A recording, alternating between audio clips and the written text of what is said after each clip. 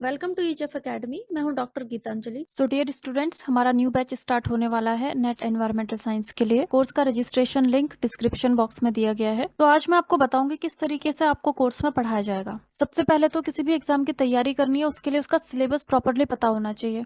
यह है net environmental science का सिलेबस और इसमें है टोटल 10 यूनिट। तो पहला यूनिट है fundamentals of environmental science, second unit है environmental chemistry, third unit environmental biology, fourth unit environmental geo sciences, fifth unit energy and environment, sixth unit environmental pollution and control, seventh unit solid and hazardous waste management, eight unit environmental assessment management and legislation, ninth unit statistical approaches and modeling in environmental science, and 10th unit is temporary environmental issues. तो before moving ahead मैं आपको बताना चाहूंगी net environmental science course के क्या क्या features हैं। तो सबसे पहले तो आपको पूरा कंप्लीट जो स्टडी मटेरियल है वो प्रोवाइड कर दिया जाएगा, जिससे कि आपको अलग अलग बुक्स खरीदने की जरूरत नहीं है। कंप्लीट स्टडी मटेरियल आपको एक साथ कंसोलिडेटेड फॉर्म में मिलेगा, तो it will be easy for you. जितने भी करंट अफेयर्स हैं वो कंप्लीटली कवर किए जाएंगे, क्योंकि करंट अफेयर्स से बहुत सारे क्वेश्चंस पूछे जाते हैं। एंड इनफैक्ट नेट पेपर 1 में भी एनवायरमेंटल साइंस के करंट अफेयर्स से क्वेश्चंस आते हैं, क्योंकि अभी क्या है कि ये बहुत इंपॉर्टेंट टॉपिक है, specially climate change, global warming. ये टॉपिक काफी इंपॉर्टेंट हो गए, तो नेट पेपर 1 में भी ये आपको हेल्प करेगा। क्लासेस आपकी ईजेफ एकेडमी ऐप पे कंडक्ट करी जाएंगी, बाई वीकली टेस्ट होंगे, रिवीजन क्लासेस भी कंडक्ट होंगी, एंड प्रीवियस ईयर के जितने भी क्वेश्चन पेपर्स हैं वो सब सॉल्व होंगे, ताकि बिकॉज प्रीवियस ईयर के क्वेश्चन पेपर करने के बाद आपको आइडिया होगा कि किस तरीके के क्वेश्चंस पूछे जाते हैं। एंड देन उसके बाद होगा test series. So in today's class I will teach you about the geomorphology, जिसमें कि काफी इंपॉर्टेंट टॉपिक है अर्थ इंटीरियर, कि अर्थ का जो फॉर्मेशन है वो किस तरीके से है, एंड अर्थ के अंदर कितनी लेयर्स हैं, क्या कंपोजिशन क्या है। ठीक है, so this is the earth interior. You can see here this is earth. Earth में जैसे जैसे हम अंदर जाते रहते हैं हमें डिफरेंट लेयर्स इसमें मिलते रहती है। जो आउटर मोस्ट लेयर है उसे हम क्या कहते हैं, दैट इज क्रस्ट। क्रस्ट भी आपका ओशानिक क्रस्ट है, कॉन्टिनेंटल क्रस्ट है। जो कॉन्टिनेंट है उसका जो क्रस्ट है उसके उसका कंपोजिशन भी थोड़ा सा डिफरेंट है ओशानिक क्रस्ट से, एंड ऑल्सो उसकी जो हाइट है या जो डेप्थ है वो थोड़ा ज्यादा है एज कम्पेयर टू ओशन। यहाँ पे आप देख सकते हो ओशानिक क्रस्ट जो है 8 किलोमीटर के अप्रोक्स है एवरेज इसकी जो हाइट है, and continental crust it is approx 32 kilometre. फिर आ जाता है मेंटल क्रस्ट, के नीचे पाया जाएगा मेंटल। ठीक है, इसको भी हम डिवाइड कर सकते हैं upper mantle, asthenosphere and then lower mantle. तो ये सब हम डिस्कस करेंगे अभी पूरा कंप्लीट। फिर नेक्स्ट इज आउटर कोर। जैसे जैसे हम और अंदर की तरफ जाते हैं अर्थ में, इसमें आउटर कोर है एंड देन इनर कोर। तो ये जितनी भी लेयर्स हैं ये सब एक दूसरे से केमिकली फिजिकली ये डिफरेंट है। तो दैट्स वाई इनका जो कैरेक्टर है वो भी डिफरेंट है। जैसे कि क्रस्ट जो है वो सॉलिड है, मेंटल ये भी this is solid, and mental में ही आ जाता है एस्थेनोस्फेयर जो कि मॉल्टन स्टेज में है। जो आउटर कोर है ये लिक्विड है और जो इनर कोर है ये सॉलिड है। तो इनमें इतना डिफरेंसेस क्यों है और किस तरीके से ये लेयर्स कंपोज हुई हैं, तो ये सब हम देखेंगे आज की क्लास में। तो इसमें topics to be covered earth interior, जिसमें है क्रस्ट, मेंटल, कोर। इसके साथ ही कुछ सीस्मिक डिसकंटिन्यूटीज पाई जाती हैं एक लेयर से जब हम दूसरी लेयर में जाते हैं, तो कुछ डिसकंटिन्यूटीज पाई जाती है, उसे भी डिस्कस करेंगे। Then sources of information about the earth interior. अब अर्थ में क्या क्या, अर्थ का कंपोजिशन क्या है, किस तरीके से वो बना हुआ है पूरा, उसके हमारे पास में इंफॉर्मेशन कहाँ से आई, what are the sources of information, हमें कैसे पता चला, ये भी हम डिस्कस करेंगे। इसके साथ ही करंट अफेयर्स इससे related. So this is earth. So first is crust. जो सबसे ऊपर की लेयर है अर्थ के इंटीरियर में दैट इज क्रस्ट। क्रस्ट जो है आप यहाँ पे देख सकते हो, क्रस्ट ऊपर की लेयर है, ये है दिस इज क्रस्ट, जो कि एक छोटा सा पोर्शन बना रही है एज कम्पेयर टू मेंटल और कोर के कंपैरिजन में। अगर हम देखें तो इसका पोर्शन काफी छोटा है, ये 0.5 से 1% तक का अर्थ वॉल्यूम को कवर करता है, और अर्थ मास का लगभग 1% से भी कम अर्थ मास को ये कवर करता है, क्योंकि बहुत छोटी सी एरिया में ये प्रेजेंट है अर्थ का क्रस्ट। अब जो डेंसिटी है, डेंसिटी देखो, डेप्थ में जैसे जैसे हम जाएंगे डेंसिटी बढ़ते जाएगी। क्यों? क्योंकि दिस इज अर्थ। अर्थ के अंदर की लेयर्स में हम जैसे जैसे पहुंच रहे हैं, ऊपर जितना भी मास प्रेजेंट है, जितना भी मटेरियल है, वो नीचे प्रेशर क्रिएट करेगा। उस प्रेशर की वजह से क्या होगा, ये प्रेशराइज होने की वजह से डेंसिटी बढ़ती जाएगी, बिकॉज वो कंसोलिडेटेड फॉर्म में आ जाएंगे। जितने भी पार्टिकल्स होंगे। तो दैट्स वाई जैसे जैसे हम अर्थ के इंटीरियर में अंदर की तरफ मूव करते हैं, डेंसिटी बढ़ते रहेगी। यहाँ पे आप देख सकते हो अर्थ के क्रस्ट में दिस इज, ये डेंसिटी है 2.9 ग्राम पर क्यूबिक सेंटीमीटर है यहाँ पे अर्थ के क्रस्ट के स्टार्टिंग में। और नीचे जहाँ पे अर्थ क्रस्ट कम खत्म हो रहा है वहां पे कितना है, 3.3 ग्राम पर क्यूबिक सेंटीमीटर। फिर और नीचे हम जा रहे हैं तो 4.3 ग्राम पर क्यूबिक सेंटीमीटर हो गया डेंसिटी। फिर और नीचे हम पहुंच रहे हैं, कोर के नियर हम पहुंच रहे हैं यहाँ पे 5.5 ग्राम पर क्यूबिक सेंटीमीटर। देन 10 ग्राम पर क्यूबिक सेंटीमीटर है, फिर 12.3, 13.3। अर्थ के कोर में एकदम अंदर अगर हम देखें तो 13.3 ग्राम पर क्यूबिक सेंटीमीटर की डेंसिटी है। और अर्थ के क्रस्ट में ऊपर कितना है, 2.9। तो जैसे जैसे हम अर्थ में अंदर की तरफ जाते हैं वहां पे डेंसिटी इंक्रीज होते रहती है। तो इसके दो रीजंस हैं। एक तो जो हैवी मटेरियल है, अर्थ का जो कोर है वो बहुत डेंस है। क्यों? क्योंकि यहाँ पे मेनली फेरस मिलता है, निकल मिलता है, जिसकी जो ऑलरेडी काफी हैवी मटेरियल्स है, हैवी एलिमेंट है, उनकी वजह से भी डेंसिटी इंक्रीज हो जाती है। और ऊपर से जितना ये प्रेशर है, पूरा का पूरा मैटर ऊपर से प्रेशर डाल रहा है, उसकी वजह से भी डेंसिटी इंक्रीज होते रहती है। सो density increases with depth. Average density जो क्रस्ट की है दैट इज 2.9 ग्राम पर क्यूबिक सेंटीमीटर। और जो अर्थ है, कंप्लीट अर्थ की अगर हम एवरेज डेंसिटी देखें तो वह है 5.51 ग्राम पर क्यूबिक सेंटीमीटर। अब जो क्रस्ट है उसकी थिकनेस वेरी करता है in the range of 5 to 30 kilometre. जो ओशानिक क्रस्ट है वो क्या होगा, वो थोड़ा सा उसकी थिकनेस कम होगी। जैसे कि दिस इज, यहाँ पे आप देख सकते हो दिस इज कॉन्टिनेंटल क्रस्ट और ये है ओशन का क्रस्ट, ये वाला जो पोर्शन है।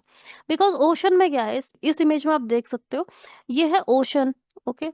और इसके नीचे क्रस्ट की लेयर पाई जाती है। तो वो क्रस्ट की लेयर क्या है, काफी पतली सी लेयर है। बिकॉज उसके ऊपर क्या है, उसके ऊपर है वाटर, पानी है, ओशन का वाटर। लेकिन यहाँ पे जो लैंड वाला जो एरिया है हमारा, वहां पे बहुत ऊंचे ऊंचे माउंटेन्स हैं, तो वो पूरा क्रस्ट में ही आता है, दैट इज द क्रस्ट। इसीलिए जो क्रस्ट की थिकनेस है वो कॉन्टिनेंट्स में काफी ज्यादा होती है एज कम्पेयर टू ओशंस। तो ओशन का जो क्रस्ट है उसकी जो थिकनेस है 5 to 30 किलोमीटर का एवरेज है। जबकि जो कॉन्टिनेंटल क्रस्ट है उसकी जो थिकनेस है 50 to 70 kilometre on an average. This is average. ये और भी ज्यादा हो सकती है, जो माउंटेनियस रीजन है वहां पे क्रस्ट और ज्यादा थिक होता है। Continental crust can be thicker than 70 kilometre.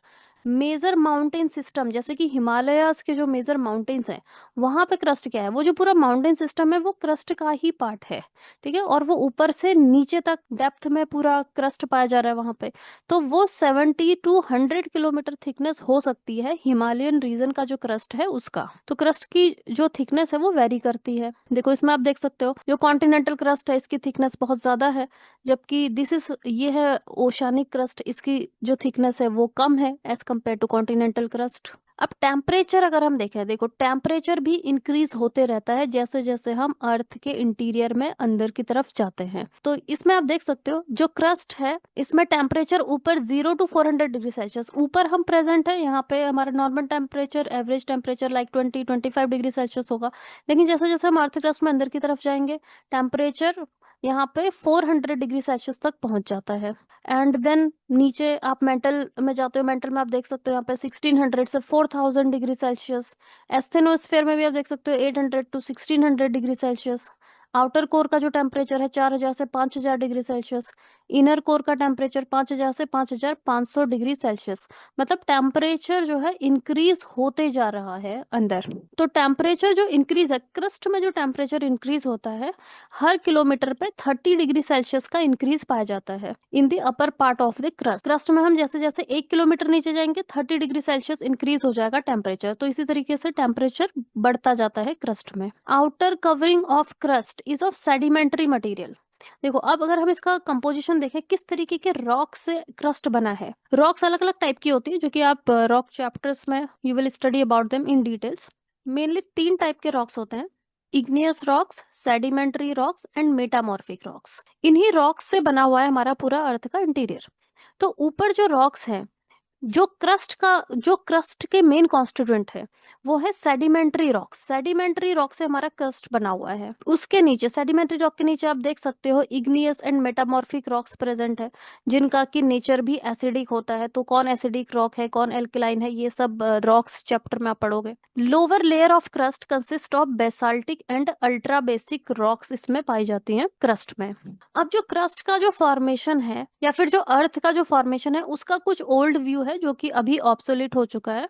तो पहले ऐसा माना जाता था कि कॉन्टिनेंट्स जो बने हुए हैं वो लाइटर सिलिकेट्स के बने हुए हैं। जो ऊपर का पोर्शन है जो क्रस्ट का, उसे हम कहते थे सियाल। सियाल मतलब SI मीन्स की silica and AL means aluminium. तो सिलिका और एल्यूमिनियम के कॉम्बिनेशन से ये बने हुए हैं सिलिकेट्स हैं मेनली, जो मिनरल्स ऊपर पाए जा रहे हैं। कॉन्टिनेंट्स बने हुए हैं किससे, सियाल से, सिलिका और एल्यूमिनियम से। जबकि जो ओशन है वो हैवियर सिलिकेट से बने हैं, जिसमें सिलिका और मैग्नीशियम है, जिसे हम कहते हैं सीमा।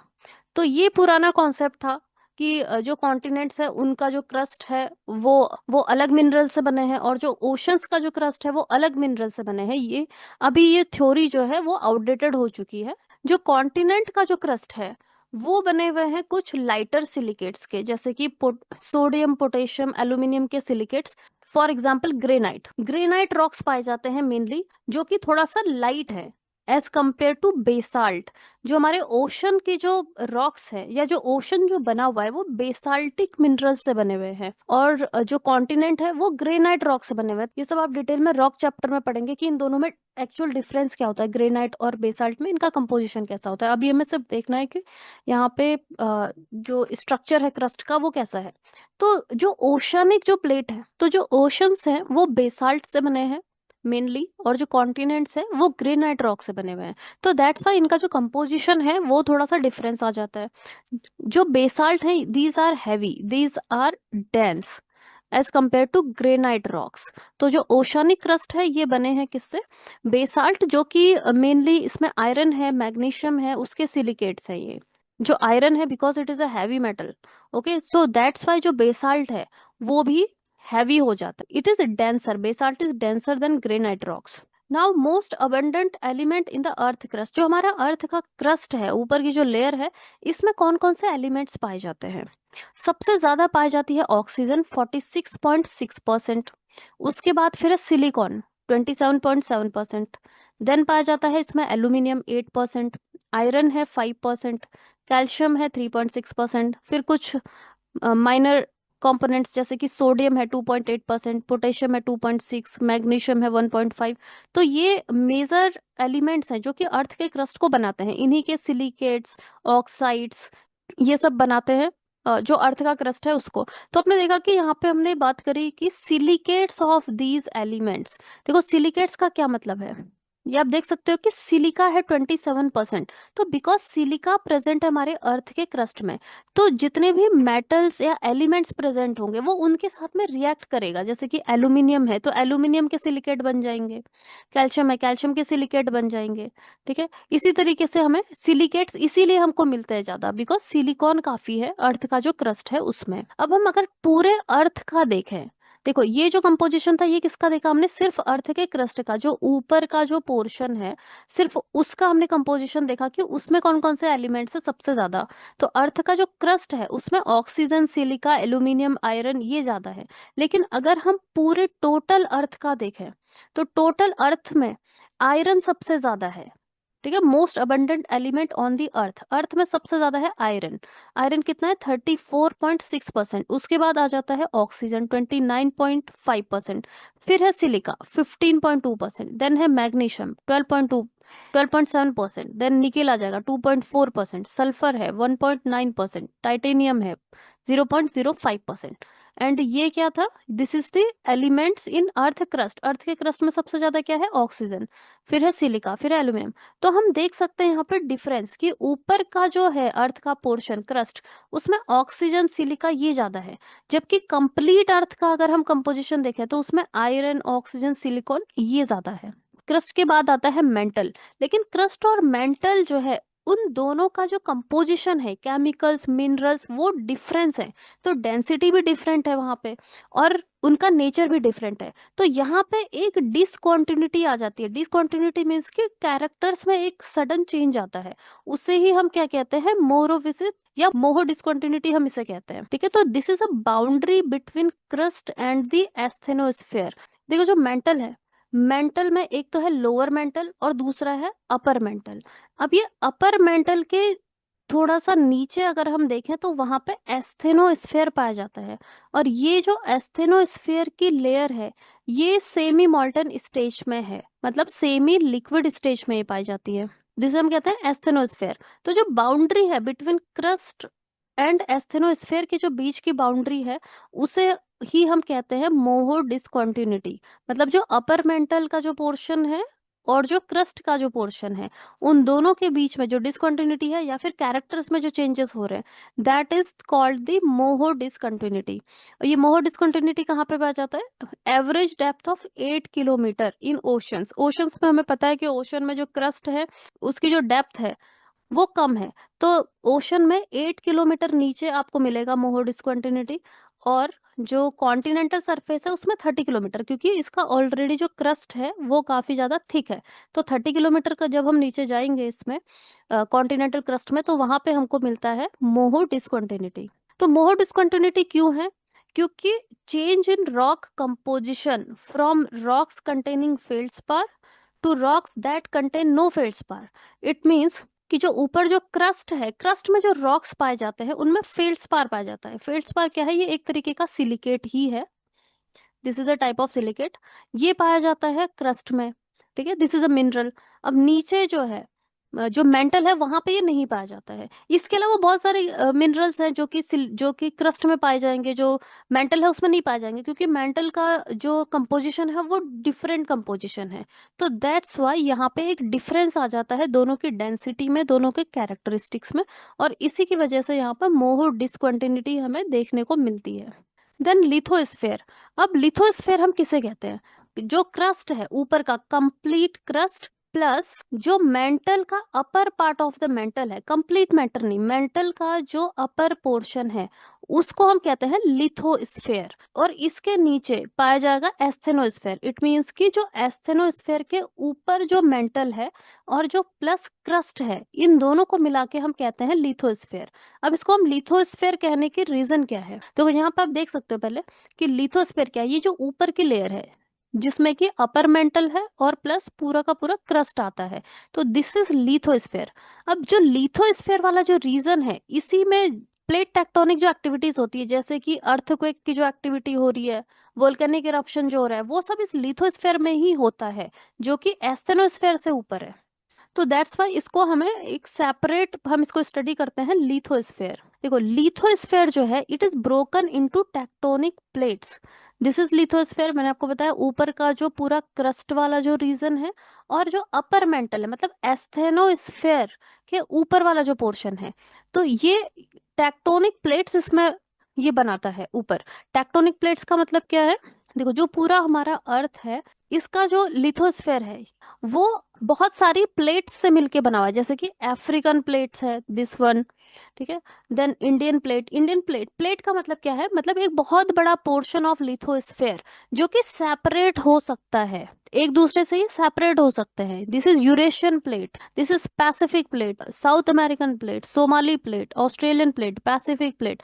अब इनमें मूवमेंट होता है, जैसे कि फॉर एग्जांपल ये इंडियन प्लेट है, दिस इज इंडिया, इंडिया का ये हिमालय वाला रीजन है, और ये क्या है? यूरेशियन प्लेट है।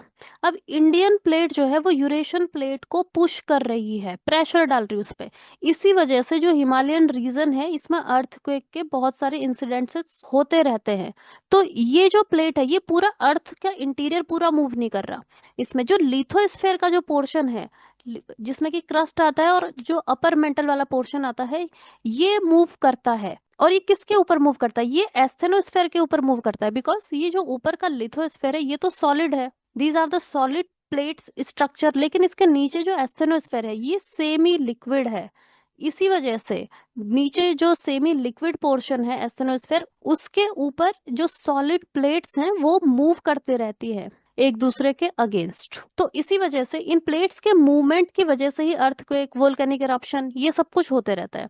तो ये क्या है, ये आता है आपका लिथोस्फेयर में। अब ये जो मूवमेंट हो रहा है उनके लिए एनर्जी कहाँ से मिलती है? उनके लिए एनर्जी मिलती है रेडियो एक्टिव डीके से। अर्थ का क्रस्ट और जो मेंटल है उसमें पाए जाते हैं रेडियो एक्टिव मटीरियल्स, जैसे कि यूरेनियम, थोरियम, पोटेशियम। ये इन सब में क्या होती है, इनमें रेडियो एक्टिविटी होती रहती है जिससे कि बहुत ज्यादा एनर्जी रिलीज होती है, और वही एनर्जी इन प्लेट्स को मूव करने में हेल्प करते हैं। और ये प्लेट्स मूव होती हैं और उसी से फिर जितनी भी जो भी लार्ज स्केल चेंजेस जो भी हमें देखने को मिलते हैं अर्थ के जियोलॉजिकल स्ट्रक्चर में, जैसे कि फोल्डिंग है, फॉल्टिंग है, और जितना भी डिस्ट्रक्शन हो रहा है, वो सब कुछ इन्हीं प्लेट्स के मूवमेंट की वजह से होती है, जिसको कि एनर्जी मिलती है रेडियो एक्टिव डिके से। तो पहला तो क्रस्ट हो गया, एंड देन लिथोस्फेयर हो गया। Then next is mantle. जो मेंटल है वो सबसे ज्यादा अर्थ का वॉल्यूम प्रोवाइड करता है। ये है पूरा मेंटल, यहाँ से लेके नीचे तक आप देख सकते हो, ये अपर मेंटल है। और यहाँ पे ये जो रेड कलर से आप देख रहे हो, दिस इज एस्थेनोस्फेयर। ये वाला जो पोर्शन है रेड, ये है एस्थेनोस्फेयर। एस्थेनोस्फेयर के ऊपर अपर मेंटल है।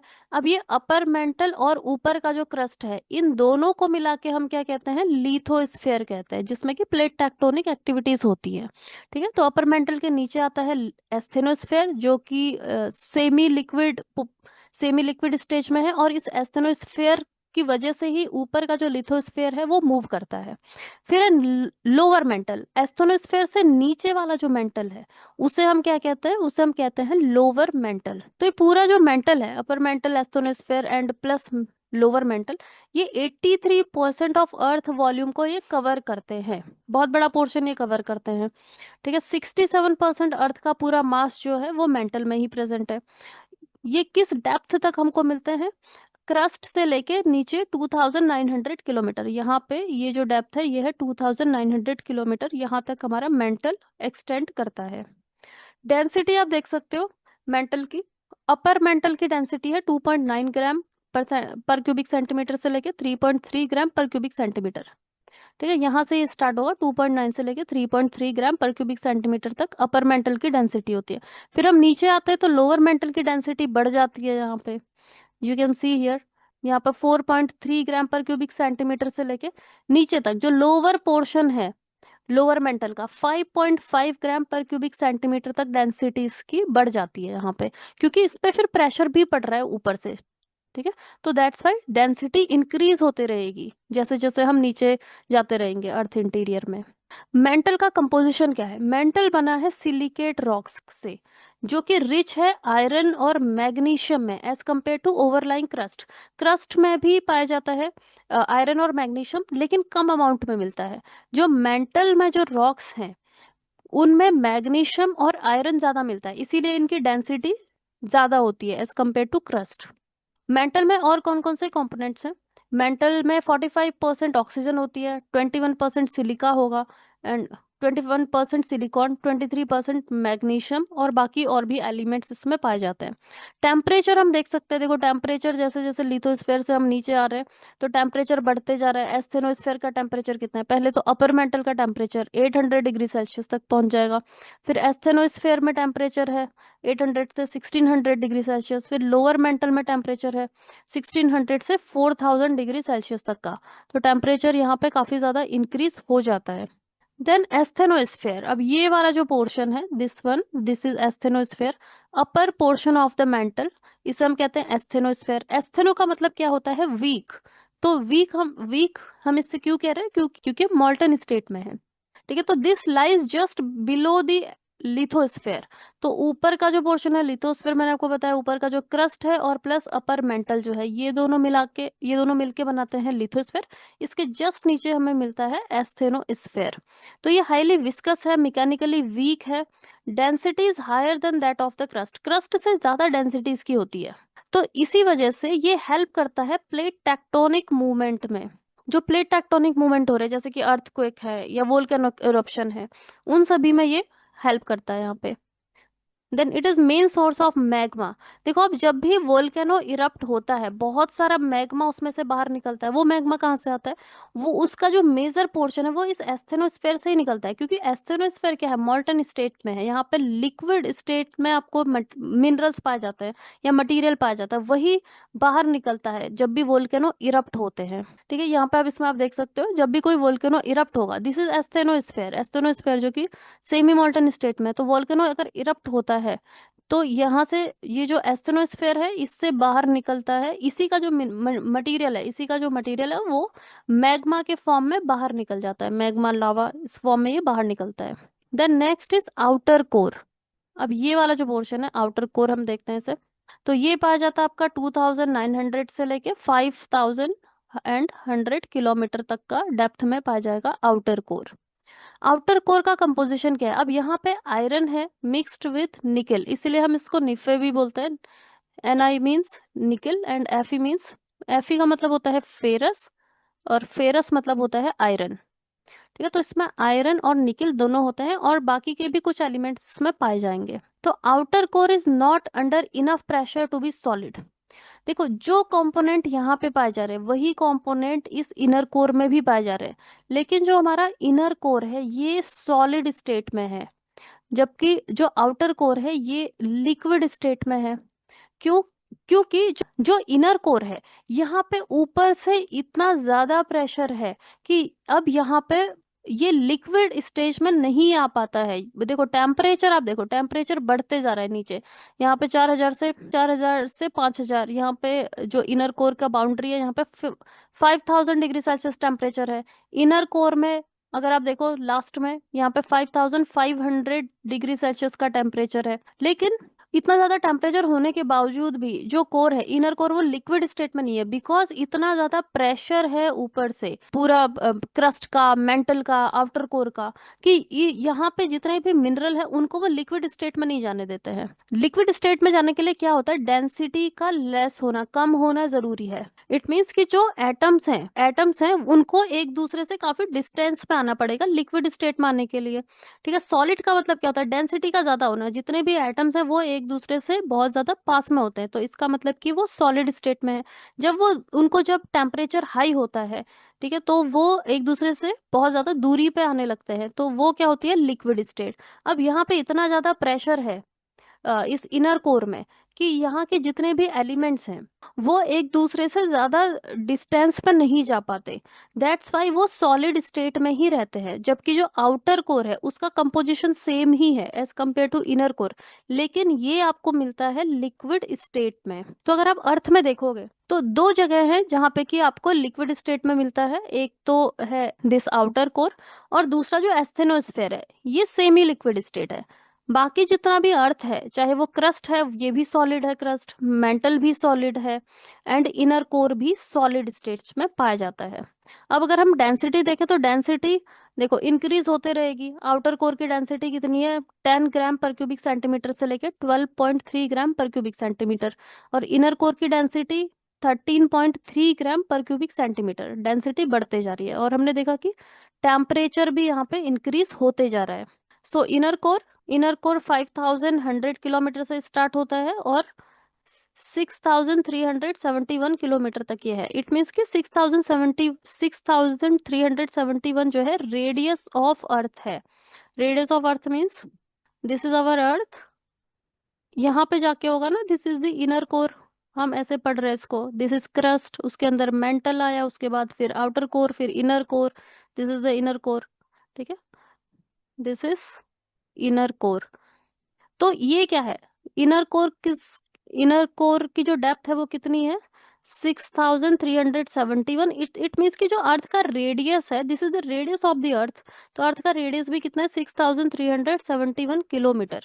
ठीक, अब ये इसका कंपोजिशन क्या है, आयरन है इसमें 80%, और बाकी इसमें निकिल है और भी थोड़े बहुत और भी मिनरल्स इसमें, सॉरी मेटल्स इसमें हो सकते हैं। अब जो कोर है, just about 16% of the earth volume. देखो जो कोर है इनर कोर, इसका जो वॉल्यूम है, दिस कोर, कोर का वॉल्यूम तो कम है एज कंपेयर टू मेंटल और कोर क्रस्ट, लेकिन ये 33% ऑफ अर्थ मास को होल्ड करता है, जबकि इसका वॉल्यूम कितना है 16%। बिकॉज इसकी डेंसिटी बहुत ज्यादा है, तो जितनी ज्यादा डेंसिटी होगी उसमें इट मीन्स कि मास जब ज्यादा है इसमें, तो इसी वजह से इसकी डेंसिटी भी ज्यादा है। तो बिकॉज ऑफ हाई डेंसिटी इसमें अर्थ का सबसे ज्यादा मास 33% जो मास है वो सिर्फ 16% एरिया में ही प्रेजेंट है। तो हम समझ सकते हैं कि कितना ज्यादा ये प्रेशराइज्ड है ऊपर से, दैट्स वाई डेंसिटी बहुत ज्यादा यहाँ पे बढ़ जाती है। सो इनर कोर का जो टेम्परेचर है we have already seen 5500 degree Celsius है। अब ये लेयर जो है दिस लेयर इज सॉलिड। अब ये सॉलिड क्यों है? बिकॉज ऑफ द प्रेशर, ऊपर से जितना भी प्रेशर आ रहा है वो प्रेशर इसको लिक्विड में ट्रांसफॉर्म नहीं होने देता है, वो उसको सॉलिड स्टेट में ही रहने देता है। Inner core rotate slightly faster relative to rotation of the surface. देखो हमारी पूरी अर्थ है वो रोटेट कर रही है, ठीक है, तो उसके साथ ही क्रस्ट भी रोटेट कर रहा है, उसके साथ ही मेंटल भी रोटेट कर रहा है, और उसके साथ ही हमारा जो कोर है वो भी रोटेट करता है। तो जो इनर कोर है वो रोटेट करता है relatively faster as compare to rotation of the surface. Surface के कंपेयर में इनर कोर ज्यादा फास्ट यहाँ पे रोटेट करता है। देखो कुछ करंट अफेयर्स भी हैं इससे रिलेटेड, जैसे कि earth's inner core isn't just slowing down, it may be changing shape. तो ये रिसर्च में पता चला है कि जो हमारा अर्थ का जो कोर है वो स्लो डाउन हो रहा है। स्लो डाउन मतलब उसका जो रोटेशन है वो रोटेशन की स्पीड कम हो रही है, उसका जो शेप है वो भी चेंज हो रहा है। देखो इस तरीके से इसमें रोटेशन होता है क्योंकि पूरी अर्थ रोटेट कर रही है, अर्थ के साथ साथ मेंटल भी रोटेट करेगा, उसके साथ जो लिक्विड आउटर कोर है जो लिक्विड फॉर्म में वो भी रोटेट करेगा, और जो इनर कोर है वो भी रोटेट करेगा। लेकिन जो इनर कोर है उसकी स्पीड कम हो रही है। ये जो स्टडी है ये पब्लिश हुई थी नेचर जियोसाइंस जर्नल में, एंड उन्होंने रिवील किया कि अर्थ का जो इनर कोर है उसमें स्ट्रक्चरल चेंजेस हो रहे हैं, और उसी वजह से इसकी जो रोटेशन है वो स्लो डाउन हो रहा है। अब इसके स्लो डाउन होने की वजह से क्या होगा, जो अर्थ में जो डे का टाइम है हमारा, ठीक है, 24 घंटे का जो हमारा दिन होता है उसमें चेंजेस आ सकते हैं, ऐसा मानना है रिसर्चर्स का। रिसर्चर्स ने सजेस्ट किया है कि जो viscous deformation in the inner core, अब ये जो डिफॉर्मेशन हो रहा है इसके अंदर, it is caused by dynamic interaction between the turbulent मॉल्टन outer core and solid inner core. देखो हमें पता है ना जो आउटर कोर है वो क्या है, लिक्विड स्टेट में है, दैट इज अ टर्बुलेंट, और मॉल्टन है वो आउटर कोर, उसका जब इंटरेक्शन होता है सॉलिड आउटर कोर के साथ में, तो उसी इंटरेक्शन की वजह से यहाँ पे कुछ ना कुछ चेंजेस हो रहे हैं इनर कोर में। अभी इसमें और रिसर्च होगा तो हमें और चीजें इसमें पता चलेंगी कि इसका जो चेंजेस है वो क्यों हो रहा है और उसके क्या क्या इम्पैक्ट पड़ेंगे। देखो इम्पैक्ट क्या क्या हो सकता है इसके slowing down of the inner core के। When core spin slowly mantle speeds up, ठीक है, अगर इसमें ये धीरे धीरे अगर इसका इसके रोटेशन में अगर स्पीड इसकी कम होती है तो मेंटल की जो स्पीड होती है वो बढ़ जाती है, ऐसा मानना है किसका, ऐसा रिसर्चर्स का। तो इससे होता क्या है कि earth to move faster, it causes earth to move faster, जिससे कि जो हमारा दिन की जो लेंथ है जैसे 24 घंटे का दिन है उसमें कुछ कमी आ सकती है। ऑल्सो अर्थ का जो मैग्नेटिक फील्ड है उसको भी ये अफेक्ट करेगा। अभी इसमें और स्टडी होगी और आर्टिकल्स अगर इसमें आते तो then we will know clearly कि इसके क्या क्या इम्पैक्ट होंगे। Now next is sources for understanding the earth interior. अब हमने देखा कि अर्थ जो है, अर्थ में क्रस्ट पाया जाता है, उसके नीचे मेंटल है, उसके नीचे कोर है, लेकिन हमें ये पता कैसे चला कि जो अर्थ का जो क्रस्ट है वो सॉलिड स्टेट में है, मेंटल सॉलिड स्टेट में है, आउटर कोर जो है वो लिक्विड स्टेट में है, उसके अंदर जो इनर कोर है वो सॉलिड स्टेट में है। तो ये जो हमें स्ट्रक्चर का पता चलता है उसके सोर्सेस क्या क्या है, उसके अलग अलग सोर्स हैं, जैसे कि increase in temperature with depth, depth के जैसे जैसे हम नीचे अंदर जाते हैं, जैसे जैसे हम डेप्थ में जाते हैं तो टेम्परेचर इंक्रीज होता है, ठीक है। तो ये हमें कैसे पता चला कि डेप्थ, जितनी हम डेप्थ में जा रहे हैं टेम्परेचर इंक्रीज होगा, इसके क्या सोर्सेस हैं, ठीक है। देन प्रीमोर्डियल हीट है, seismic waves, meteorites, gravitation, magnetic field, इन सभी सोर्सेस से हमें पता चलता है अर्थ का इंटीरियर क्या है। तो सबसे पहले increase in temperature with depth. देखो वोल्केनोज इरप्ट होते हैं, जब भी वोल्केनो इरप्ट होते हैं तो रिसर्चर्स यहाँ पे जाते हैं और इसमें जितना भी ये मैग्मा लावा जो बाहर निकला है उसको लेके जाते हैं और उस पर रिसर्च करते हैं, स्टडी करते हैं। क्योंकि ये जो वोल्केनो इरप्ट हुआ है इसका जितना भी ये मैटर है ये कहाँ से आया है, ये अर्थ के अंदर से ये बाहर निकला है, स्पेशली ये जो एस्थेनोस्फेयर वाला रीजन है। तो इसको हम स्टडी करेंगे तो हमें पता चलेगा कि ये जो एस्थेनोस्फेयर है वहां पे किस तरीके की कंडीशंस हैं। तो जो भी वोल्केनो इरप्शन होते हैं, जितने भी हॉट स्प्रिंग है, गीजर्स हैं, इन सब में क्या है, बहुत ज्यादा हाई टेम्परेचर है। तो हमें पता चल रहा है कि अर्थ के अंदर बहुत ज्यादा हाई टेम्परेचर है प्रेजेंट। इट मीन्स कि जैसे जैसे हम अंदर डेप्थ में जाएंगे तो टेम्परेचर इंक्रीज हो रहा है। तो ये भी एक सोर्स है जिससे कि हमको अर्थ के इंटीरियर की थोड़ी नॉलेज मिलती है। अब ये जो हीट है यहाँ पे जो इतना ज्यादा एस्थेनोस्फेयर में जो टेम्परेचर इतना ज्यादा इंक्रीज हो जाता है, वो क्यों हो जाता है? अर्थ में जो हीट है उसके सोर्सेस क्या है? पहला तो जो सोर्स है वो है radio active decay. It means कि जो हमारा क्रस्ट है और जो मेंटल है, ठीक है, उसमें पाए जाते हैं रेडियो एक्टिव सब्सटेंसेस जो डिसइंटीग्रेट होते रहते हैं। This is earth crust. Earth crust और मेंटल में मिलते हैं हमें रेडियो एक्टिव सब्सटेंसेस। तो वहां पे एक तरीके का न्यूक्लियर डिके होता है प्राइमरली इन द क्रस्ट और मेंटल में। तो साइंटिस्ट का ये मानना है कि यहाँ पे इन रीजन्स में यूरेनियम यहाँ पे पाया जाता है। ठीक है, uranium is concentrated at the base of earth's mantle. जो अर्थ का मेंटल है उसमें यूरेनियम प्रेजेंट है। और यूरेनियम क्या है, ये एक रेडियो एक्टिव मटेरियल है। ठीक है, ये इग्नाइट हो जाता है खुद ही। इग्नाइट मतलब कि इसमें ये बर्न होने लगता है, कंबस्ट होने लगता है। इसमें सेल्फ सस्टेन्ड न्यूक्लियर फिजन होता है। देखो, जो न्यूक्लियर रिएक्शंस होती है दो तरीके की होती है। एक तो होता है फिजन और दूसरा होता है फ्यूजन। फिजन का मतलब क्या है? फिजन मतलब कि एक यूरेनियम का जो एटम है, ठीक है, उसमें वो टूट जाएगा। फ्यूजन मतलब होता है कि उसका टूट जाना। फ्यूजन मतलब क्या होता है? जहां पे दो एटम्स जो है आपस में फ्यूज हो जाते हैं, मतलब कि मिल जाते हैं।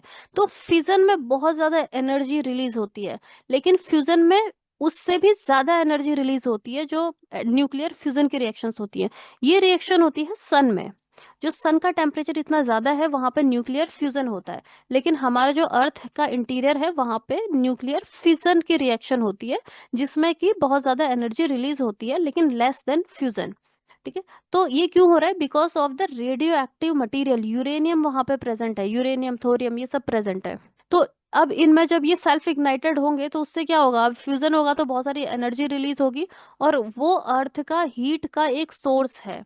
ठीक है, तो radioactive decay provides more than half of earth total heat. जितनी भी हीट है अर्थ में पूरी इंटीरियर में, उसका 50% से ज्यादा हमको रेडियो एक्टिव डीके से मिलता है। दूसरा जो सोर्स है वो है प्रीमोर्डियल हीट। प्रीमोर्डियल हीट का क्या मतलब है? देखो, अर्थ का फॉर्मेशन हुआ था लगभग 4.5 बिलियन ईयर्स एगो अर्थ बनी थी। जब अर्थ बनी थी तो उसका टेम्परेचर बहुत ज्यादा था। फिर बहुत सालों में, बिलियंस मिलियंस ऑफ ईयर्स में जो अर्थ है वो धीरे धीरे फिर ठंडी होती रहती है और आज का टेम्परेचर है। तो आज का जो टेम्परेचर है, नॉर्मल टेम्परेचर वो पे वो पहुंचता है। अर्थ का बाहर का जो पोर्शन है उसका टेम्परेचर लो हुआ है, लेकिन अर्थ का जो इंटीरियर है अभी भी उसमें हीट प्रेजेंट है, जो कि प्रीमोडियल टाइम पे, जो कि इसके अर्थ के फॉर्मेशन के टाइम पे जो हीट प्रेजेंट थी वो अभी भी प्रेजेंट है अर्थ के इंटीरियर में। क्योंकि अर्थ पूरी तरीके से अभी कूल डाउन नहीं हुआ है, तो उसे हम कहते हैं प्रीमोडियल हीट। तो वो भी एक सोर्स है अर्थ के हीट का। देखो, फर्स्ट 500 ईयर्स तक का, जब अर्थ का फॉर्मेशन हुआ था 4.5 बिलियन ईयर्स अगो, उसके बाद 500 मिलियन सालों तक का जो डेंस एटमॉस्फेयर बनता है यहाँ पे। देखो, इसमें एटमॉस्फेयर किस तरीके से बनता है? जो अर्थ है, धीरे धीरे अर्थ ठंडी होते जाती है और उसमें फिर वोल्केनो इरप्ट होते हैं।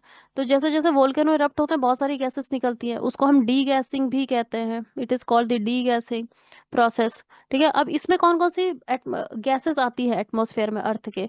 इसमें आती है हाइड्रोजन, वाटर के वेपर, मीथेन, कार्बन डाइऑक्साइड। तो उस टाइम पे यही गैसेस थे एटमॉस्फेयर में। ऑक्सीजन तो बहुत बाद में बनती है फिर। ठीक है, तो इनिशियली यही गैसेस उस वक्त डोमिनेट कर रही थी हमारे एटमॉस्फेयर को। तो rest is the heat left over from earth formation is known as primordial heat. इसका मतलब यही है कि अभी भी जो अर्थ है वो कंप्लीटली अंदर तक ठंडा नहीं हुआ है। उसमें जो उस टाइम पे जो हीट थी वो प्रेजेंट है। तो वो भी एक सोर्स है अर्थ के इंटीरियर में जो इतना ज्यादा टेम्परेचर है उसका। तो ये क्या था, ये सोर्सेस हैं जिससे कि हमें पता चलता है, जैसे कि ये जो वोल्केनो है, ये जब इरप्ट होता है तो ये एक सोर्स ऑफ इंफॉर्मेशन है जिसका मटेरियल हम चेक करते हैं, टेम्परेचर हम चेक करते हैं और हम पता करते हैं कि अर्थ के इंटीरियर में कंपोजिशन क्या क्या है। अब नेक्स्ट जो सोर्स है जिससे कि हम अर्थ के इंटीरियर का पता करते हैं वो है मीटियोराइट्स। मीटियोराइट्स क्या होता है? मीटियोराइट्स बहुत बार अर्थ के बहुत पास आ जाते हैं और अर्थ के सरफेस तक भी ये पहुंच जाते हैं। देखो, जब अर्थ का फॉर्मेशन हुआ था तो एक नेबुलर क्लाउड से हुआ था, उसी से बहुत सारे मीटियोराइट्स और अर्थ एक ही नेबुलर क्लाउड से ये बने थे। तो इसका मतलब ये है कि अर्थ का जो कंपोजिशन है, अर्थ का पूरा इनर कंपोजिशन जो है वो इन मेटेओराइट्स के जैसा ही है। तो जो मेटेओराइट्स होते हैं ये कभी कभी अर्थ के पास आ जाते हैं और अर्थ, देखो अर्थ की जो लेयर्स है, अर्थ में एटमॉस्फेयर में बहुत सारी लेयर्स है। सबसे नीचे कौन सी लेयर है? ट्रोपोस्फेयर है। उसके बाद जो नेक्स्ट लेयर है दैट इज द स्ट्रेटोस्फेयर। उसके बाद फिर आती है यहाँ पे मीजोस्फेयर, फिर उसके बाद आपकी आ जाएगी एक्सोस्फेयर। तो जो ये मेटेओराइट्स हैं ये इतनी लेयर से जब होते हुए पहुंचते हैं अर्थ में नीचे ट्रोपोस्फेयर तक का, तो इनमें काफी ज्यादा फ्रिक्शन होता है। बहुत सारा फ्रिक्शन होने की वजह से ये डिट्योरेट हो जाते हैं। इनका जो आउटर लेयर है वो बर्न हो जाता है, वो जल जाता है। तो जैसे जैसे जब ये अर्थ पे पहुंचते हैं ये आउटर लेयर बर्न हो जाता है और अंदर का जो इनका इनर कोर रह जाता है, इनर कोर इज एक्सपोज्ड, क्योंकि इनका जो कंपोजिशन है वो भी अर्थ के जैसा ही है। जो मेटेओराइट्स है इनमें भी एक इनर कोर पाया जाता है और आउटर स्ट्रक्चर्स पाए जाते हैं।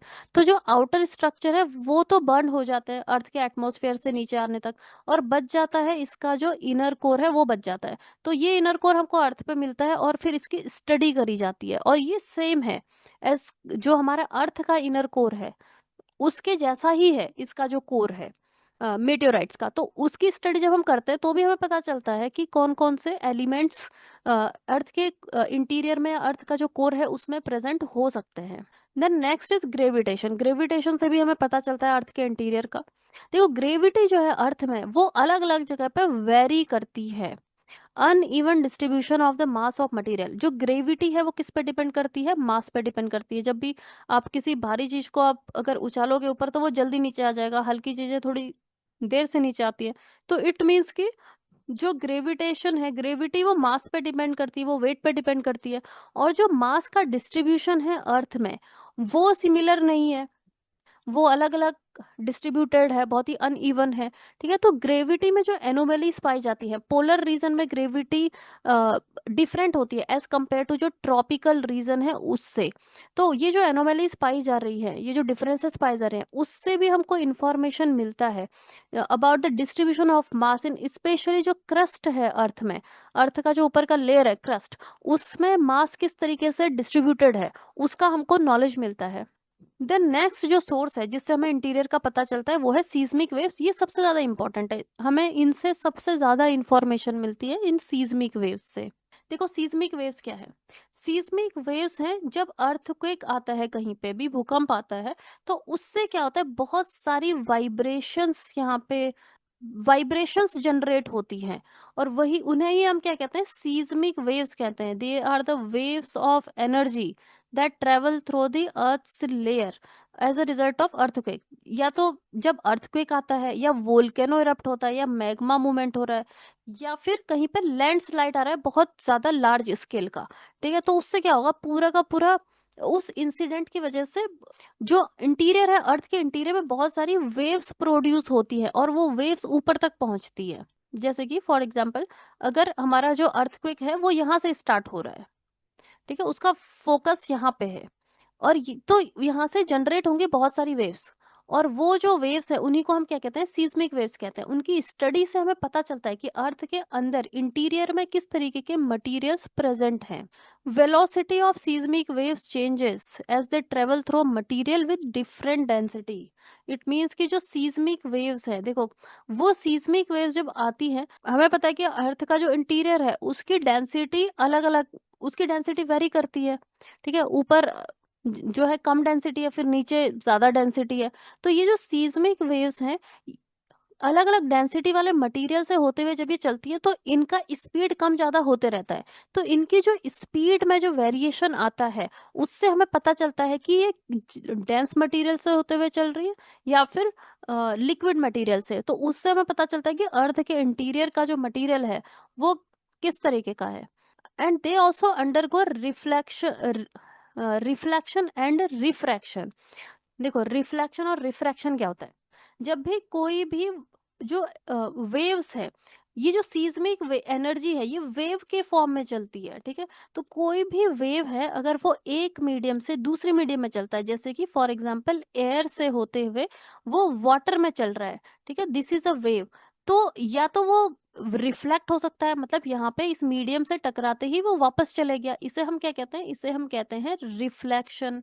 या फिर अगर वो उस मीडियम के अंदर जा रहा है, एयर से होते हुए पानी के अंदर वो गया, तो उसका डायरेक्शन चेंज हो सकता है। ये आप देख सकते हो यहाँ पे इसका डायरेक्शन चेंज हो गया, इसे हम कहते हैं रिफ्रैक्शन। तो रिफ्रैक्शन का मतलब क्या है?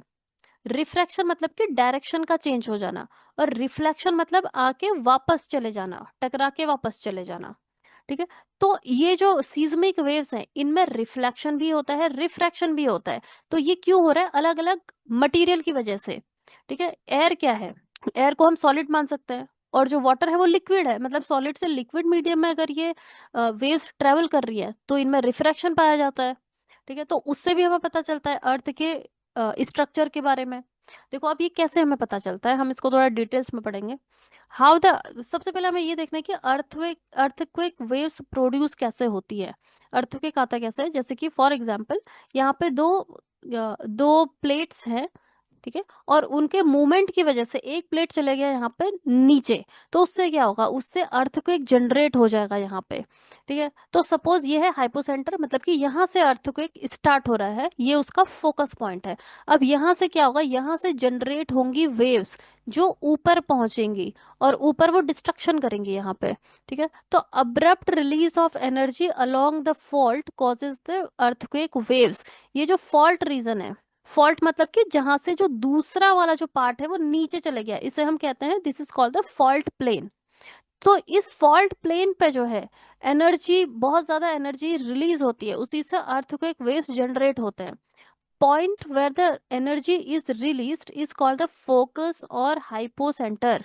देखो, ये फोकस है, इट मीन्स कि ये जो प्लेन है जहाँ पे कि ये जो फॉल्ट प्लेन है, सबसे ज्यादा एनर्जी यहीं पे रिलीज होती है, इसे ही हम कहते हैं अर्थक्वेक का फोकस या फिर हाइपोसेंटर। अब इसके ठीक ऊपर यहाँ पे जो एरिया है इसे हम कहते हैं AP centre. Point on the surface directly about the focus is called the AP centre, यानी कि ये जो इसके सीधे ऊपर है this is called the AP centre, और यहीं पे सबसे ज्यादा डिस्ट्रक्शन होता है, ठीक है। अब ये जो वेव्स हैं, ये वेव्स नीचे यहाँ से ट्रेवल करते हुए ऊपर आ रही है, तो इन वेव्स को रिकॉर्ड किया जाता है, इन्हें ही हम क्या कहते हैं? इन्हें हम कहते हैं सीस्मिक वेव्स। और ये क्योंकि अर्थ के अंदर से आ रही है, तो ये बहुत सारी इंफॉर्मेशन देती है हमें अबाउट द अर्थ के इंटीरियर के बारे में। इन वेव्स को रिकॉर्ड किया जाता है सीस्मोग्राफ। अब यहाँ कहीं पे सीस्मोग्राफ अलग अलग जगहों पे लगाए रखते लगा लगा के रखा जाता है, वो सीस्मोग्राफ रिकॉर्ड करते हैं इन वेव्स को।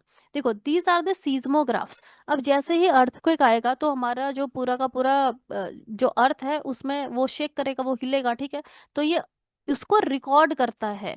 अब ये और भी एडवांस तरीके से उसको रिकॉर्ड करता है, इस तरीके के हमको ये वेव्स के सीस्मोग्राफ में हमको ये दिखता है कि कौन कौन सी वेव्स यहाँ पे अर्थक्वेक के ड्यूरेशन में कौन कौन सी वेव्स पहुंची है अर्थ के ऊपर सरफेस तक का, उसको ये पूरा रिकॉर्ड कर लेता है सीस्मोग्राफ।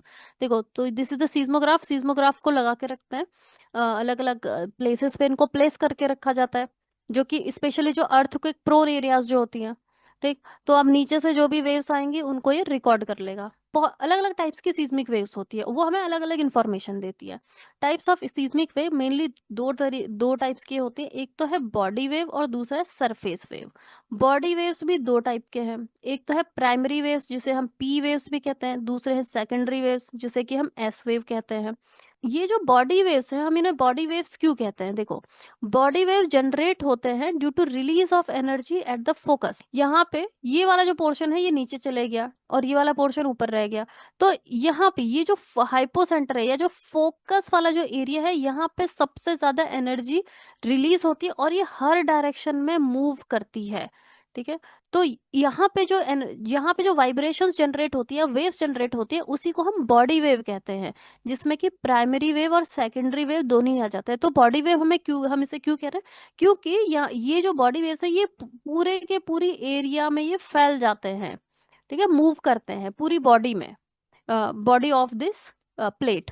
तो दैट्स वाई हम इसे कहते हैं बॉडी वेव्स। तो बॉडी वेव्स होती हैं दो दो टाइप्स की, P waves and S waves, primary wave and secondary wave.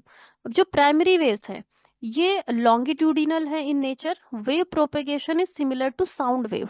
देखो, प्राइमरी वेव्स मूव करती है साउंड वेव की तरह। कोई भी वेव है, वेव क्या है? एक वाइब्रेशन है जिसमें कि पार्टिकल्स का मूवमेंट होता है। ठीक है, वेव्स इस तरीके से नॉर्मली मूव करते हैं। ठीक, तो जो प्राइमरी वेव्स हैं, wave propagation is similar to sound wave की तरह ये मूव करते हैं। दूसरे हैं एस वेव्स। एस वेव्स या सेकेंडरी वेव्स, इनमें मूवमेंट होता है लाइट वेव की तरह, ये मूवमेंट करते हैं जैसे कि लाइट चलती है।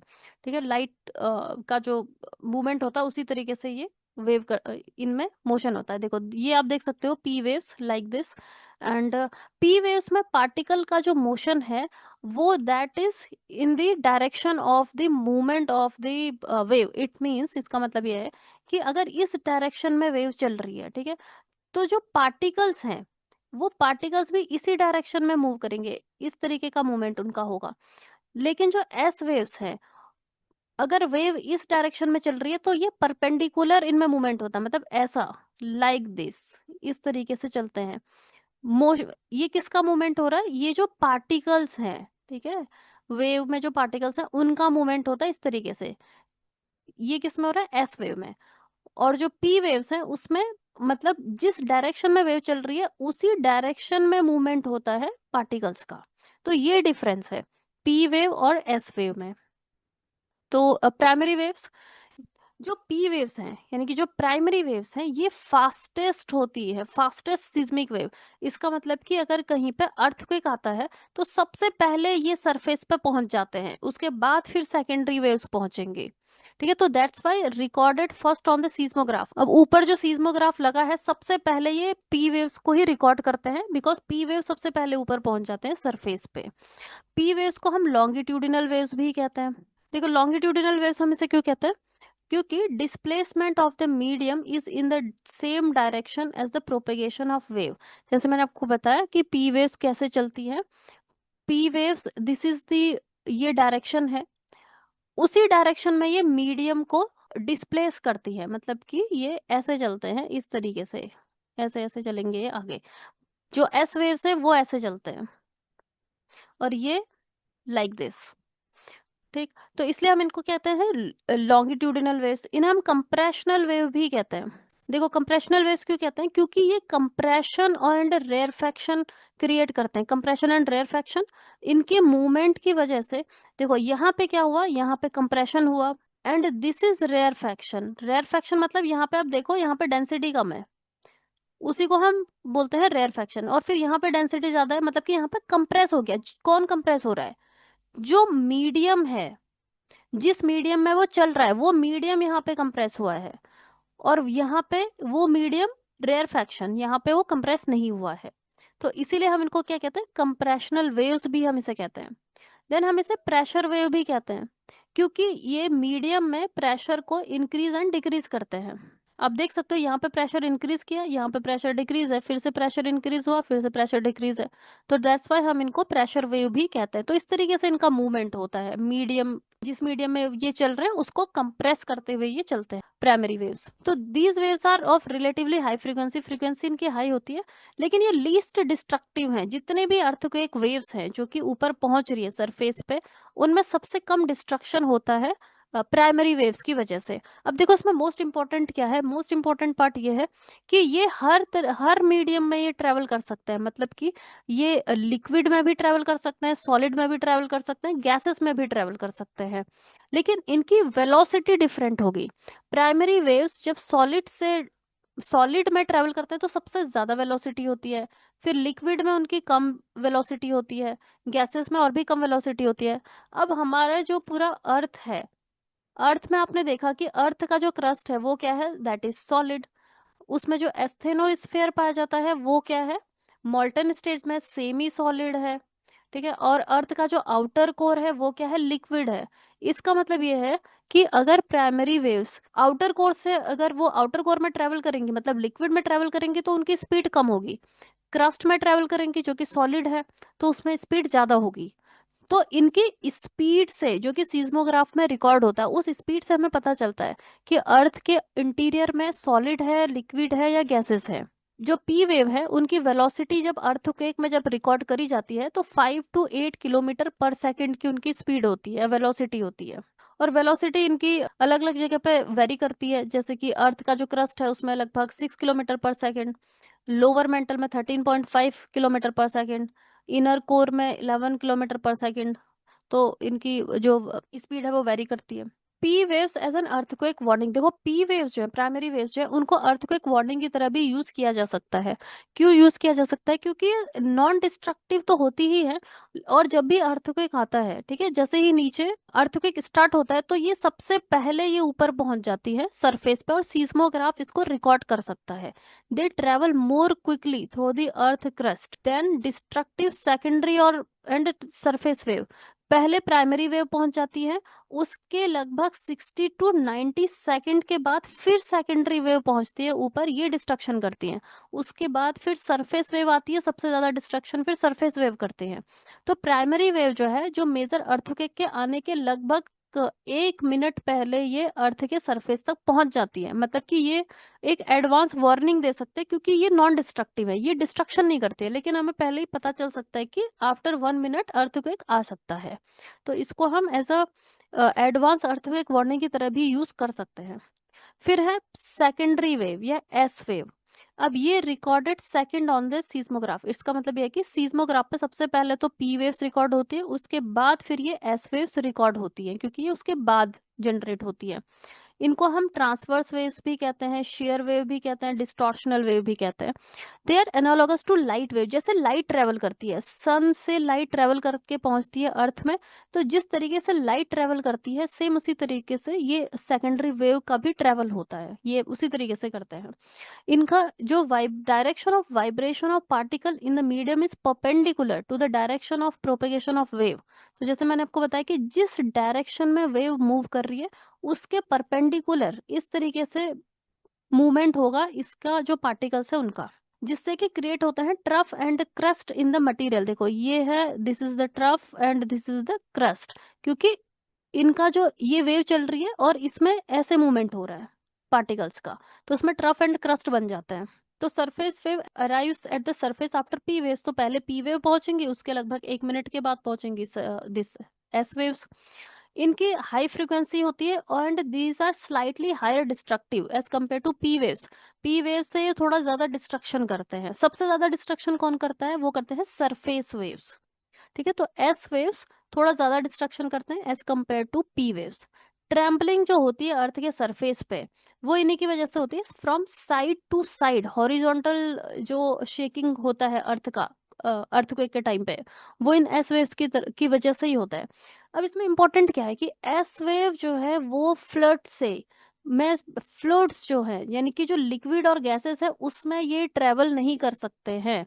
और आपको पता है कि जो हमारा एस्थेनोस्फेयर है वो क्या है, सेमी लिक्विड फॉर्म में है। जो हमारा आउटर कोर है वो क्या है, लिक्विड फॉर्म में है। तो उनमें ये ट्रेवल नहीं कर पाएगा, ठीक है। तो दैट इज इम्पोर्टेंट। फिर है सरफेस वेव, जिनको कि हम एल वेव्स भी कहते हैं। देखो तो जब भी अर्थक्वेक आता है, दिस इज फोकस, अर्थक्वेक के आते ही यहाँ पे प्राइमरी वेव्स जनरेट होंगे जो सबसे पहले पहुंचेंगे ऊपर, उसके पीछे फिर 1 मिनट लगभग 1 मिनट के बाद सेकेंडरी वेव्स जनरेट होंगी, वो पहुंचेंगी। अब जब ये ऊपर पहुंच जाते हैं, प्राइमरी वेव्स और सेकेंडरी वेव्स ये सरफेस पे पहुंचते हैं, तो फिर सरफेस वेव्स जनरेट होती हैं उनके बाद। तो बॉडी वेव्स जो है, ये दोनों को हम क्या कहते हैं, प्राइमरी वेव और सेकेंडरी वेव को हम कहते हैं body wave. Body wave interact करते हैं सरफेस रॉक के साथ में, ऊपर पहुंच के सरफेस के साथ में इंटरेक्ट करते हैं और जनरेट करते हैं न्यू सेट ऑफ वेव्स, जिन्हें कि हम कहते हैं सरफेस वेव्स। लॉन्ग या एल वेव्स भी हम इन्हें कहते हैं, जो कि मूव करते हैं अलोंग दी सरफेस। तो सरफेस वेव्स, इनको हम लॉन्ग पीरियड वेव भी कहते हैं। इनका वेवलेंथ ज्यादा होता है, लॉन्ग वेवलेंथ होता है। वेवलेंथ मतलब कि देखो, वेव्स ऐसे इस तरीके से, इसे हम वेवलेंथ कहते हैं। तो इनका जो वेवलेंथ होगा वो ज्यादा होगा, ऐसे लाइक दिस लॉन्ग वेवलेंथ इनका पाया जाता है। तो ये डेवलप होंगे in the immediate neighbourhood of the AP centre. AP centre मतलब कि ये वाला जो पार्ट है, इसके इमीडिएट नेबरहुड मतलब ऊपर जाके सरफेस में, इसके आसपास में, यहीं पे ये जनरेट होंगे। ये अफेक्ट करते हैं only the surface of the earth and die out at smaller depth. मतलब कि ये सिर्फ सरफेस में ही डिस्ट्रक्शन करते हैं, ये नीचे नहीं हो जाते। ठीक है, नीचे जो है वो प्राइमरी वेव और सेकेंडरी वेव जनरेट होती, वही ऊपर पहुंच के ये सरफेस वेव्स बनाते हैं। Now particle motion of surface waves is larger than the body waves. देखो, particle motion of surface waves, इसका मतलब इसका जो एम्पलीट्यूड है, ये है सीस्मोग्राफ में आप देख सकते हो, these are the P waves, these are S waves, these are surface waves. अब इनका जो एम्पलीट्यूड है, ये देखो, ये है एम्पलीट्यूड, ये सरफेस प्राइमरी वेव्स का कम है, सेकेंडरी वेव्स का और कम है, एंड सरफेस वेव्स का ये सबसे ज्यादा है। This is the amplitude. और क्योंकि इनका एम्पलीट्यूड बहुत ज्यादा है, इसीलिए ये बहुत ज्यादा डिस्ट्रक्टिव होते हैं, बहुत ज्यादा डिस्ट्रक्शन करते हैं। दे आर स्लोवेस्ट, ये स्लोवेस्ट है तीनों में ही, primary wave, secondary wave, surface wave में सबसे ज्यादा स्लो कौन है? सरफेस वेव्स ही है। And they are recorded last on the seismograph. तो ये है सीस्मोग्राफ। सीस्मोग्राफ में सबसे पहले प्राइमरी वेव को रिकॉर्ड होगा, उसके बाद फिर सेकेंडरी वेव, और उसके बाद फिर सरफेस वेव्स यहाँ पर रिकॉर्ड होते हैं। तो ये लास्ट में रिकॉर्ड होते हैं सीस्मोग्राफ में। अब जो सरफेस वेव्स हैं, ये भी दो टाइप के हैं, love waves and Rayleigh waves. देखो, रेले वेव्स क्या है, यहाँ पे आप देख सकते हो, these are the primary wave, secondary wave, और ये दोनों Rayleigh wave and love waves, ये दोनों क्या है, these two are the surface waves. तो जो रेले वेव है, यहाँ पे आप देख सकते हो, ये rolls along the ground just like a wave. जैसे कि ओशन में या लेक में कोई आप वेव देखते हो, उस तरीके से ये रोल करता है। ये मूव करता है ग्राउंड को up and down and side to side, दोनों दोनों तरीके से ये मूव कर देता है, अप एंड डाउन भी एंड साइड टू साइड भी। तो ये बहुत ज्यादा डिस्ट्रक्शन बहुत करते हैं। ये मोस्ट ऑफ द जितने भी शेकिंग होता है, डैमेज होता है, वो सब रिले वेव की वजह से ही होता है, अर्थक्वेक के टाइम पे। फिर दूसरे हैं लव वेव, दिस, ये फास्टेस्ट सरफेस वेव है, और ये साइड टू साइड ऐसे ऐसे ये शेक करेंगे साइड टू साइड। तो ये क्या है, दोनों ही Rayleigh wave and love wave, these are the surface wave, और सरफेस वेव ही सबसे ज्यादा डिस्ट्रक्शन करते हैं। देखो, अब ये जो सीस्मिक वेव्स हमने देखे, ये अर्थ के इंटीरियर को समझने में बहुत हेल्प करते हैं। Seismic wave gets recorded on seismograph located far of location. देखो, सीस्मोग्राफ कहीं पे भी लगा रखा है, ओके। अब जितने भी ये अर्थक्वेक वेव्स आती है, उनको ये रिकॉर्ड कर देता है जब भी अर्थक्वेक होते हैं। अब ये जो वेव्स हैं, उनका जो अराइवल टाइम है, कि कितने टाइम बाद कौन सी वेव्स पहुंच रही है, वेव्स टेकिंग डिफरेंट पाथ, अलग अलग पाथ से होते हुए ये पहुंच रहे हैं, ये सब कुछ हमें इंफॉर्मेशन देते हैं अर्थ के इंटीरियर का। Absence of seismic waves in certain regions called the shadow zone. Earth का जो इंटीरियर है, उसके कुछ पोर्शन में ये ट्रेवल नहीं कर पाते, उन्हें हम कहते हैं शेडो जोन। देखो क्या होता है शेडो जोन, हम इसमें देखते हैं, shadow zone of P wave and S wave. जो सेकेंडरी वेव है, हमने देखा था कि वो लिक्विड में ट्रेवल नहीं कर पाते हैं, और अर्थ का जो इंटीरियर है, उसका जो आउटर कोर है, ये वाला जो आउटर कोर है, ये क्या है, दिस इज लिक्विड। इसका मतलब है कि जो एस वेव है, वो इस पोर्शन में ट्रेवल नहीं कर पाएंगे। ठीक है, तो इसीलिए ये देखा गया है कि entire zone beyond 105 does not 105 degree does not receive S wave. इस इमेज में आप देख सकते हो, एस वेव को दिखाया गया है दिस रेड कलर से। देखो, ये जो रेड कलर से आप देख रहे हो, ये एस वेव है, ये यहाँ तक तो पहुंच रही है, लेकिन आउटर कोर जैसे ही स्टार्ट हो रहा है, ये गायब, ये यहाँ से डिसअपियर हो गई है, गायब हो चुकी है। क्यों? क्योंकि ये आउटर कोर क्या है, लिक्विड है, तो ये यहाँ पे तो ट्रेवल ही नहीं कर पाएंगे। लेकिन ये यहाँ पे मिल रहे हैं आपको 105 डिग्री पे, आउटर कोर से नहीं ये ट्रेवल कर पा रहे हैं, यहीं पे ये मिलेंगे आपको, ऐसे ये नहीं मिलते, फिर 105 डिग्री से नीचे आपको ये नहीं मिल रहे हैं यहाँ तक का।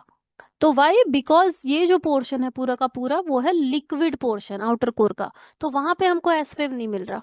जब साइंटिस्ट ने देखा कि एस वेव यहाँ पे तो पहुंच रही है लेकिन फिर यहाँ पे नहीं पहुंच रही, यहाँ से होते हुए ये नहीं ट्रेवल कर पा रही है, उससे उन्होंने ये कंक्लूड किया कि जो आउटर कोर है वो लिक्विड है, ये पोर्शन लिक्विड है, इसीलिए यहाँ पे जो सेकेंडरी वेव है वो ट्रेवल नहीं कर पा रहा, और इसे ही हम क्या कहते हैं, शेडो जोन। एस वेव का शेडो जोन है क्योंकि वो यहाँ पे ट्रेवल नहीं कर पा रहा। अब जो पी वेव्स है, पी वेव्स का हमें पता है कि वो लिक्विड सॉलिड गैस तीनों में ही ट्रेवल कर लेते हैं, लेकिन वो रिफ्रैक्ट हो जाते हैं जब भी वो सेमी सॉलिड मेंटल या लिक्विड में जब भी वो जाते हैं, रिफ्रैक्ट हो जाते हैं। रिफ्रैक्शन का मतलब मैंने आपको बताया था, एक मीडियम से दूसरे मीडियम में जाने में डायरेक्शन चेंज हो जाएगी, डायरेक्शन चेंज को हम क्या कहते हैं, रिफ्रैक्शन। तो यहाँ पे देखो पी वेव को दिखाया गया ब्लैक कलर से, देखो ये जो ब्लैक कलर है ये आ रहा है, लेकिन जैसे ही इस आउटर कोर में पहुंचेगा इसका डायरेक्शन चेंज हो गया, ये देखो डायरेक्शन चेंज हो चुका है। पहले ये कैसे जा रहा था, पहले ऐसे आ रहा था ये, लेकिन अब जो आउटर कोर है उसमें ये रिफ्रैक्ट हो चुका है, डायरेक्शन इसने चेंज कर लिया। तो उससे भी ये कंक्लूजन निकलता है कि ये वाला जो एरिया है वो लिक्विड है, आउटर कोर इज लिक्विड, इसीलिए पी वेव से यहाँ से जब ट्रेवल कर रहे हैं तो ये रिफ्रैक्ट हो रहे हैं। तो इस रीजन में ये आपको ज्यादा नहीं मिल रहे, क्योंकि आना तो इसने ऐसे ही था लेकिन ये रिफ्रैक्ट हो गए और यहाँ पे ये पहुंच रहे हैं। तो सीज्मोग्राफ जो 140 डिग्री पे जो लोकेटेड है वो रिकॉर्ड करते हैं पी वेव्स को, लेकिन एस वेव को रिकॉर्ड नहीं करते।